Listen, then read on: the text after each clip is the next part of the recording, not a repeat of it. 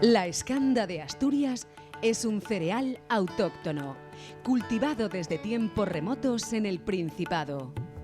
La reciente mecanización en el proceso recolector, desgranado y molienda ha permitido que la escanda amplíe su mercado sin renunciar a su carácter ecológico.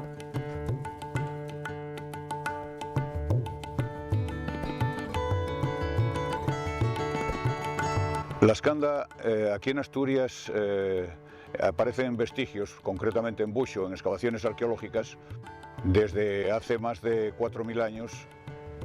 Hoy los productores pueden obtener más cantidad debido a la tecnología que se utiliza. Antiguamente se hacía todo con métodos más rudimentarios.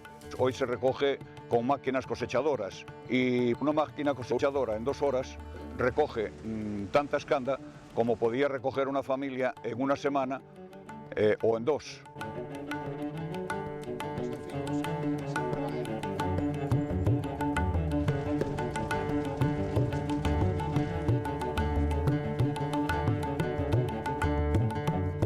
Los productos derivados de su grano proporcionan un alto valor alimenticio.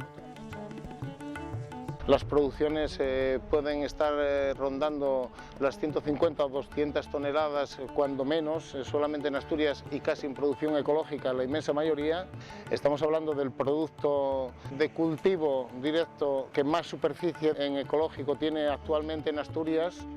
El primer proceso sería el secado, a continuación pasaríamos a almacenar el grano en los distintos silos, se van pasando a las zonas interiores, ahí se hace un proceso tanto de descascarillado como de selección de grano y se almacena solo y exclusivamente el grano que se quiera tener a disposición para la molienda.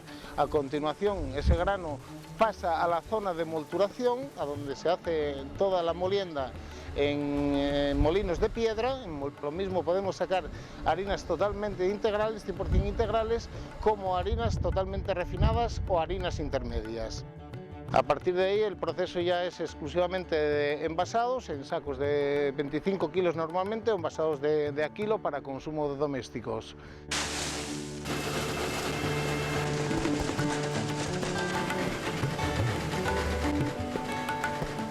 Pues para bien ser hay que empezar por la mañana ya, porque lleva tiempo el hacerlo.